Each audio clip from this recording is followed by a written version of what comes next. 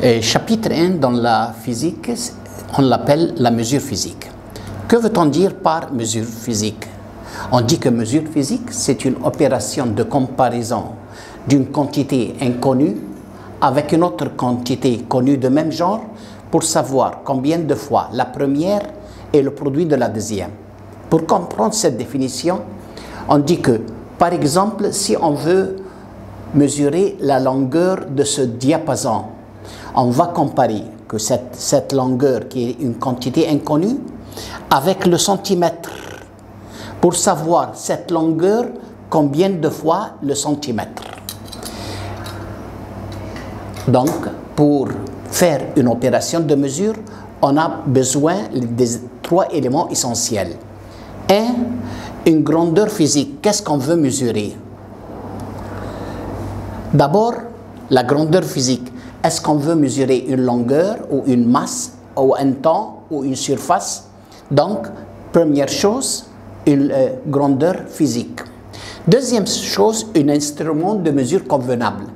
Par exemple, si on veut mesurer la longueur, on utilise la règle. Si on veut mesurer la masse, on utilise la balance. Si on veut mesurer le temps, on utilise la montre. Troisième chose, pour mesurer n'importe quelle quantité, on dit une unité de mesure convenable. Par exemple, la longueur, on utilise une unité comme le centimètre.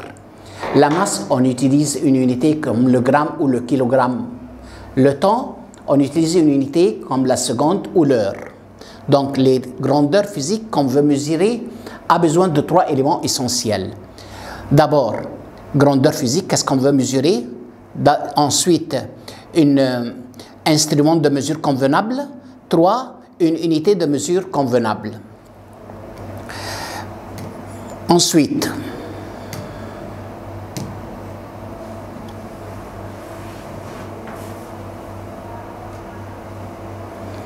que veut-on dire par grandeur physique? Le mot grandeur, c'est-à-dire n'importe quelle quantité qui peut augmenter ou qui peut diminuer. On la classifie en deux genres. Grandeur fondamentale. Que veut-on dire par grandeur fondamentale? C'est une grandeur, pour la déterminer, on n'a pas besoin de la déterminer en fonction d'autres grandeurs. Ce sont des grandeurs de base, comme longueur, masse, temps. Ensuite, deuxième genre de grandeur, on dit grandeur dérivée. Que veut-on dire par dérivée? C'est-à-dire une grandeur, pour la déterminer, on a besoin de la déterminer en fonction des grandeurs fondamentales. Exemple. Par exemple, la surface, on utilise longueur fois longueur. Donc, on a besoin d'une seule quantité fondamentale.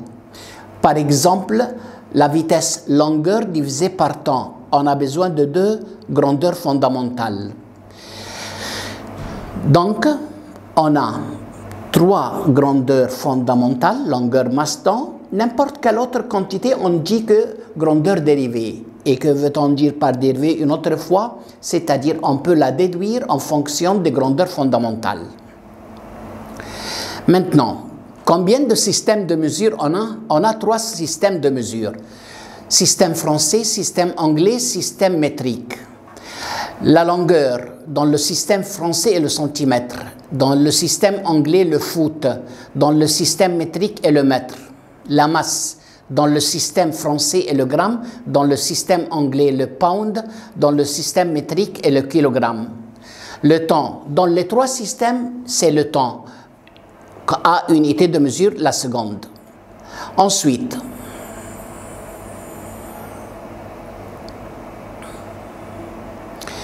on a dit que la longueur et la masse et le temps ne sont pas suffisantes. On a dit un système, c'est le système international. Quelles sont les unités du système international? La longueur a pour unité le mètre, la masse a unité le kilogramme, le temps a unité la seconde. L'intensité du courant électrique est l'ampère, la température en degrés Kelvin, la quantité de matière la mole, l'intensité lumineuse, c'est un mot arabe, le candela. On a ajouté deux autres grandeurs. L'angle plat, on utilise une unité qui est le radian. L'angle solide, une unité, le stéradian.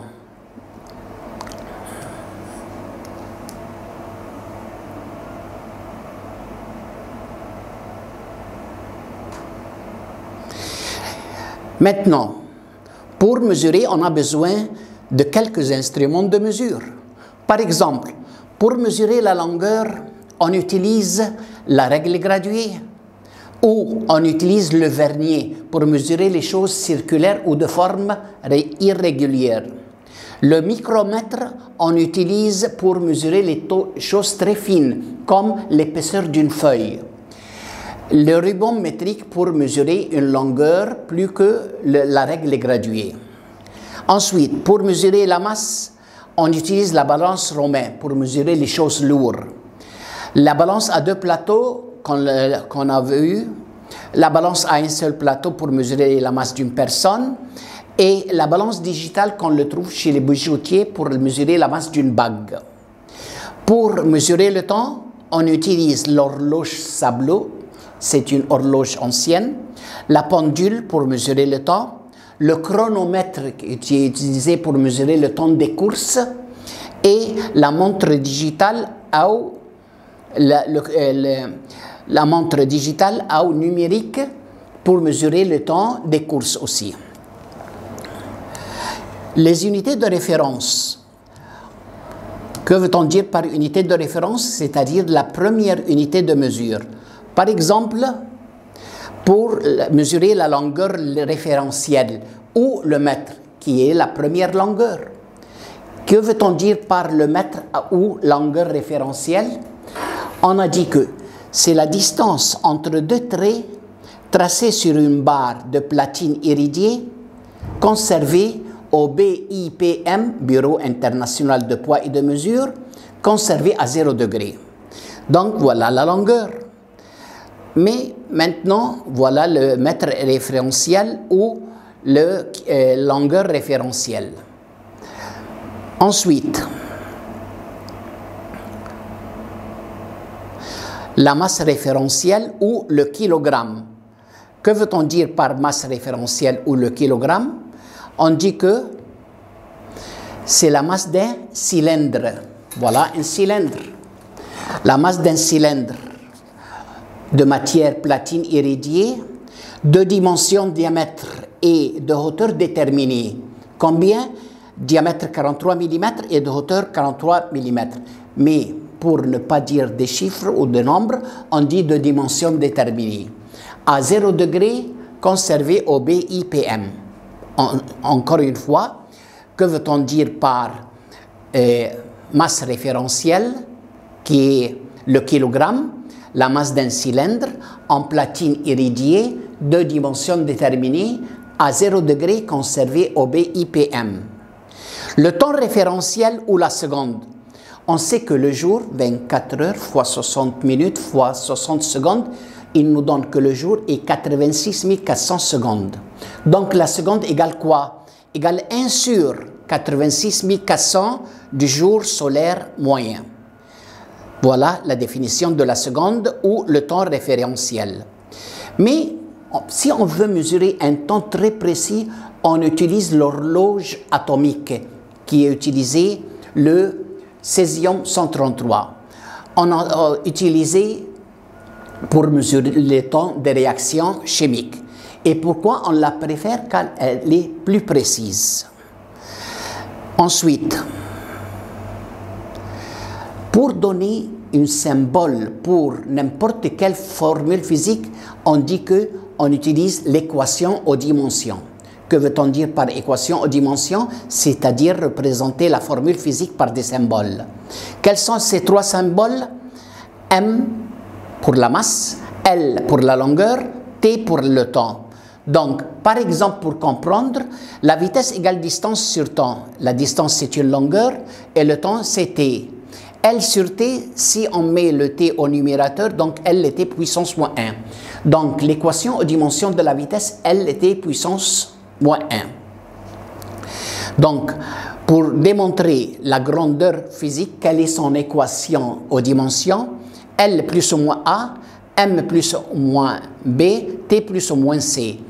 Et A et B et C sont des nombres 0, 1, 2, 3, ainsi de suite. Ensuite,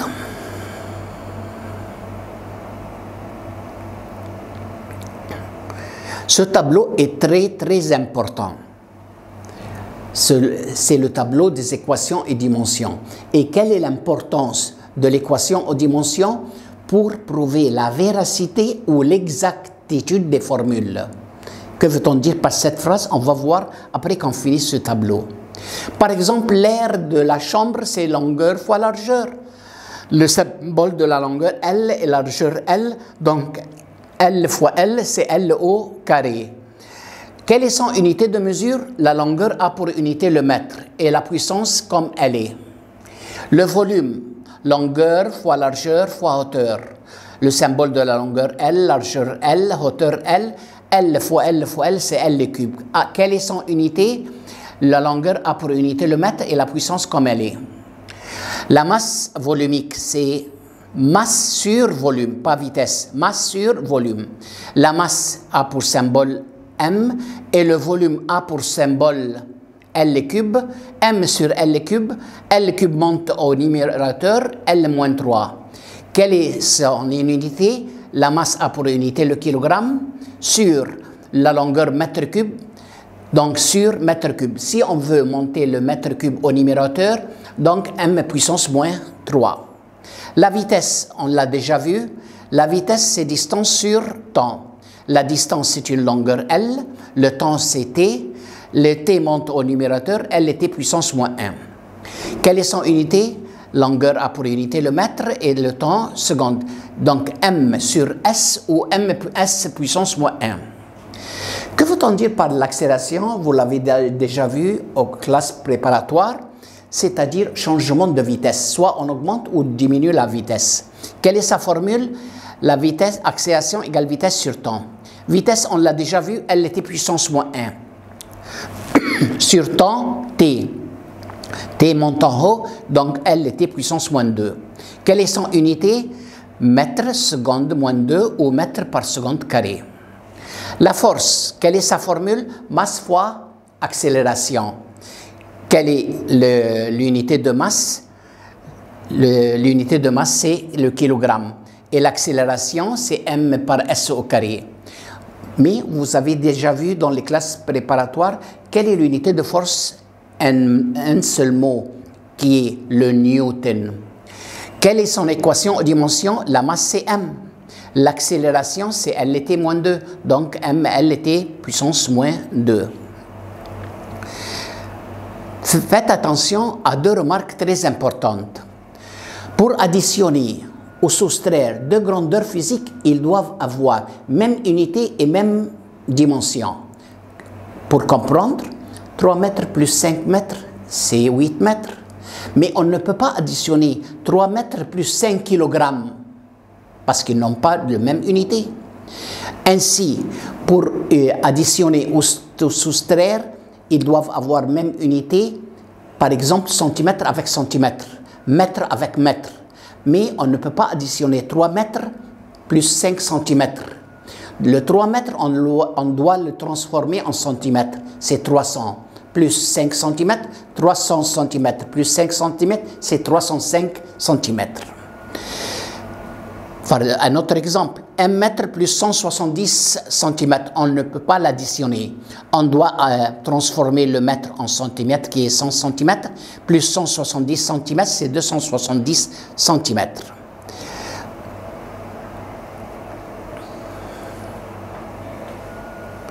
Quelle est l'importance des équations aux dimensions? On a dit pour l'exactitude ou la véracité des formules. Par exemple, on va voir une formule qu'on va la voir dans le deuxième semestre. Énergie cinétique égale 1/2 fois masse fois vitesse au carré. Il nous dit, prouver est-ce que cette formule est juste ou fausse. Qu'est-ce qu'on va faire? On trouve l'unité et les dimensions du membre gauche et l'unité et les dimensions du membre droite et on va dire, est-ce que cette formule est juste ou fausse? Quelle est l'unité de l'énergie cinétique ou ses dimensions? L'énergie a pour dimension ml carré t moins 2. Voilà le membre gauche. Membre droite. Les nombres n'ont pas d'unité ou n'ont pas de dimension. La masse a pour une dimension m. La vitesse au carré, lt moins 1 au carré, c'est L carré T puissance moins 2. Donc, membre gauche, qui est l'énergie cinétique mL carré T moins 2, membre droit qui est 1/2 masse fois vitesse au carré, mL au carré T moins 2. Puisque les deux ont même dimension, donc cette relation est juste. Est-ce qu'on peut voir une autre formule pour savoir est-ce qu'elle est juste ou non? Par exemple, il nous dit que le volume égale pi fois rayon fois hauteur. On va voir est-ce que cette formule est juste ou fausse. Quelles sont les dimensions du volume? On dit que le volume, c'est A pour dimension L cube. On va voir pi, c'est un nombre 22 sur 7, n'a pas d'unité ou dimension. Le rayon, c'est L. La hauteur, c'est L. L fois L, L au carré. Donc, membre droit, c'est L au carré. Donc, membre gauche, c'est L cube. Et membre droit, L au carré. Puisqu'ils ne sont pas égaux, donc cette relation est fausse. L'équation est fausse. Donc, on a vu quelle est l'importance des équations en dimension. Et un exemple pour faire comme devoir, vitesse égale vitesse finale égale vitesse initiale plus accélération fois temps. Par exemple, on va voir ensemble. La vitesse A pour dimension, elle était moins 1. L'autre vitesse, elle était moins 1. L'accélération, elle était moins 2 fois t. L était moins 2 fois t nous donne L était moins 1. Donc, les 3A pour dimension, L était moins 1. Donc, cette relation est juste.